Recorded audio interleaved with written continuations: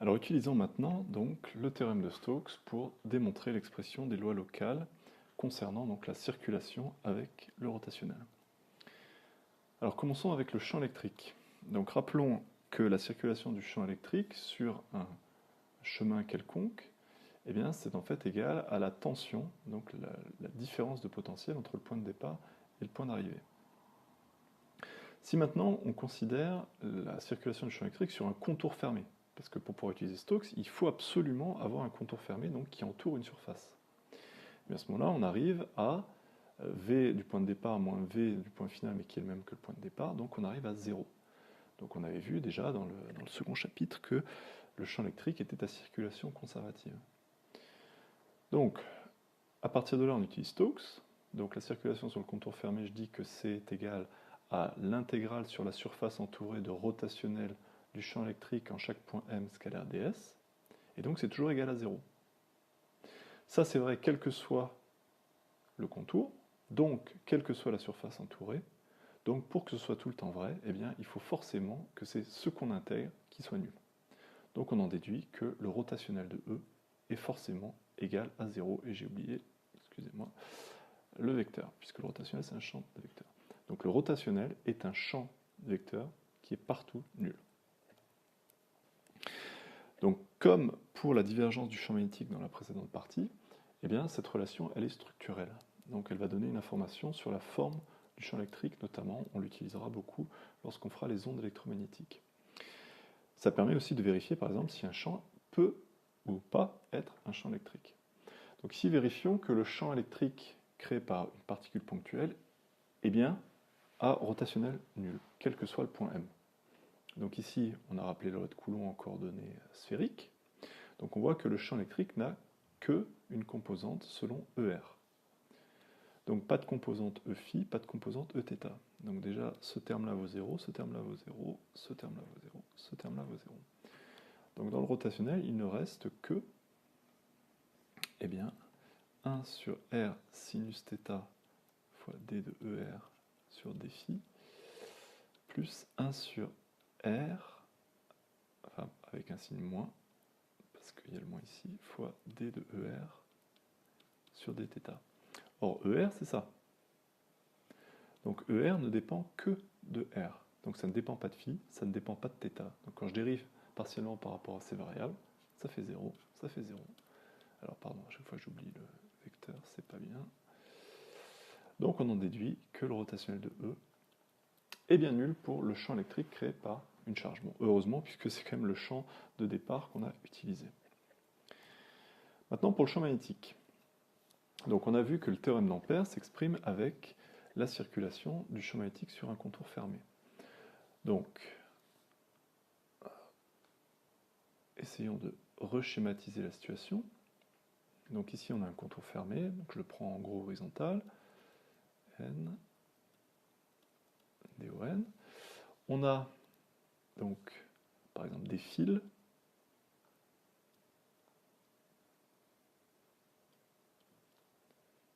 Hop, j'en fais un deuxième. Voilà, donc parcouru par des courants. Donc les courants qui sont localement décrits donc, par le vecteur densité de courant J. Et donc le théorème d'Ampère nous dit que ces courants créent un champ magnétique dans tout l'espace.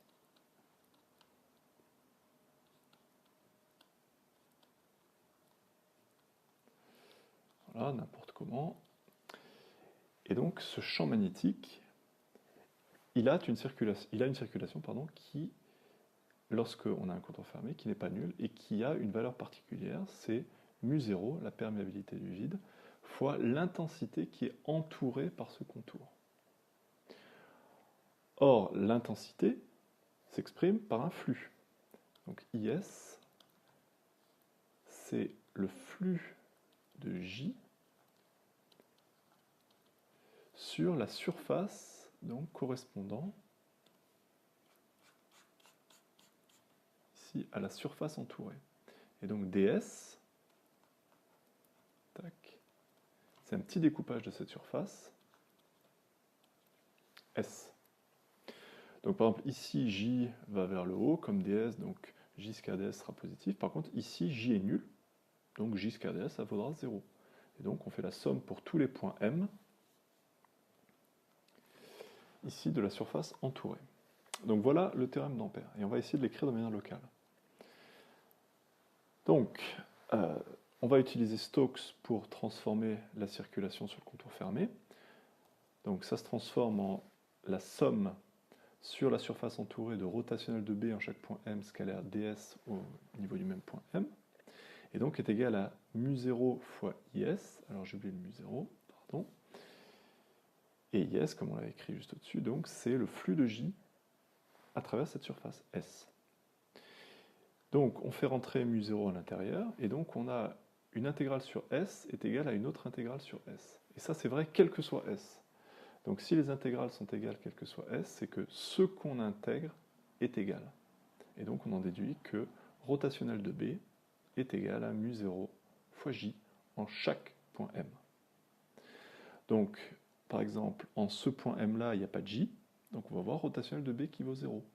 Par contre, en ce point M là, il y a un J, donc on va voir rotationnel de B égale mu0 fois J en ce point.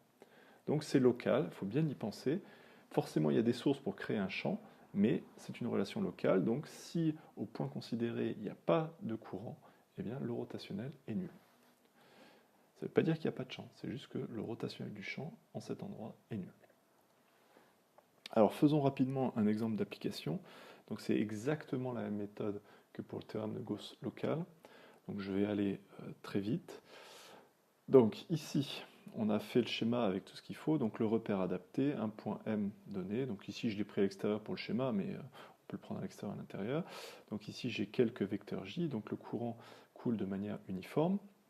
Donc on a fait le schéma avec tout ce qu'il faut, c'est bon. Ensuite, étude des invariances et symétries.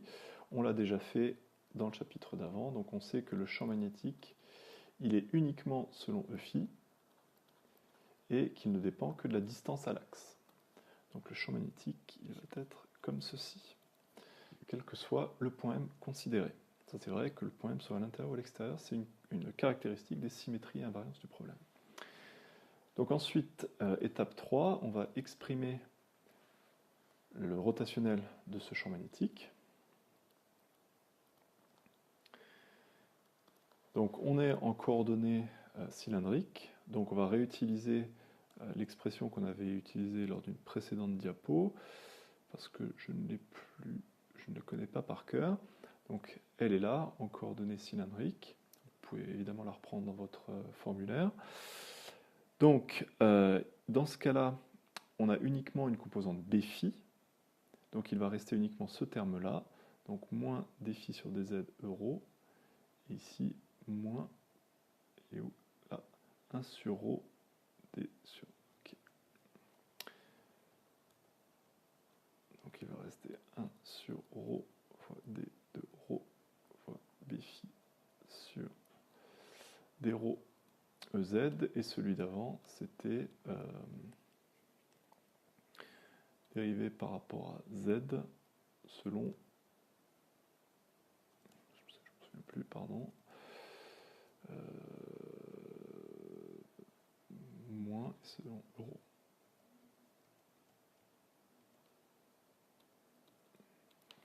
Voilà.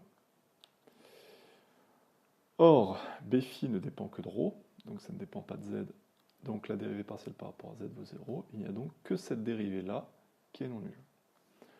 Enfin, donc on applique le théorème d'Ampère local, c'est-à-dire rotationnel de B est égal à mu0 J, donc au point considéré.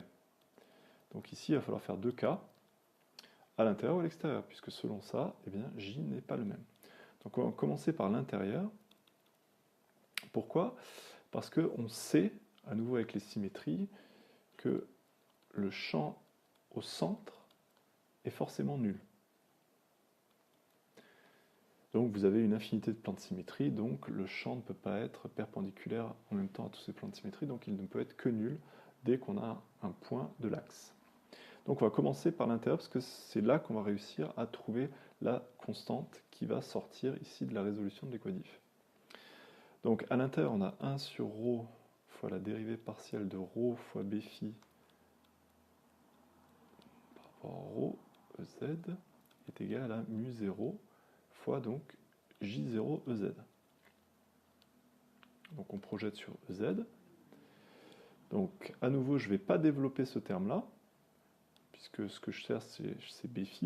Donc je vais faire étape par étape. Donc je vais faire passer ρ de l'autre côté. Ça fait dérivée partielle par rapport au de ρ fois Bφ est égal à mu0 fois J0 fois ρ. Et ensuite, donc, je vais primitiver. Phi est égal à mu0 J0 ρ carré sur 2 plus constante.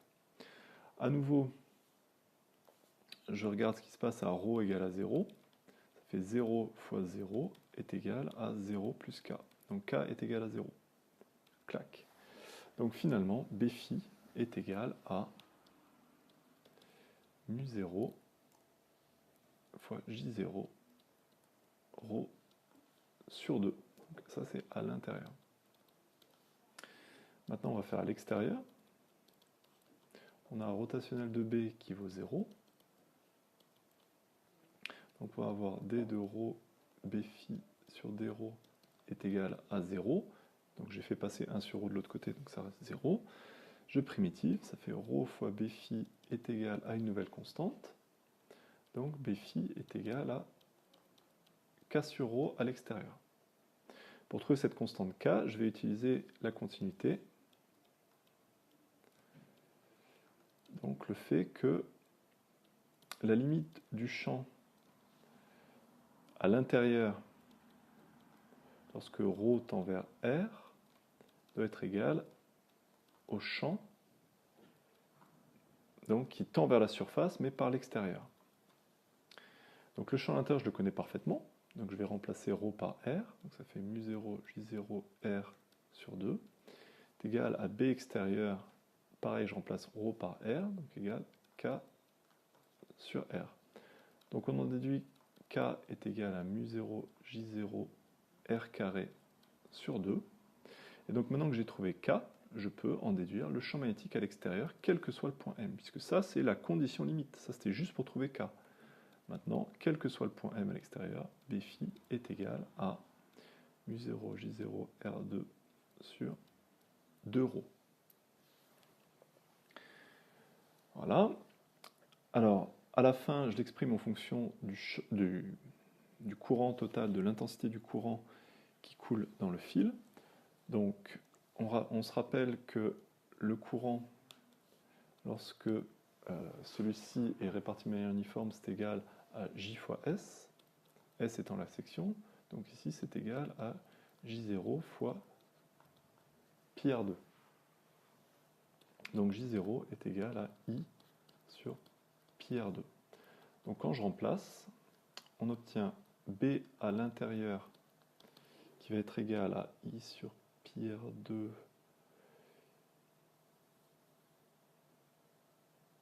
donc mu0 I sur 2 pi R2 fois ρ E phi, et B extérieur va être égal à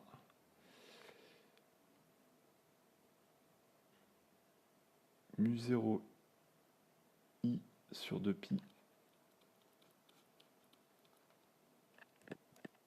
Ça, le R2 se simplifie. Pi ρ fois E phi.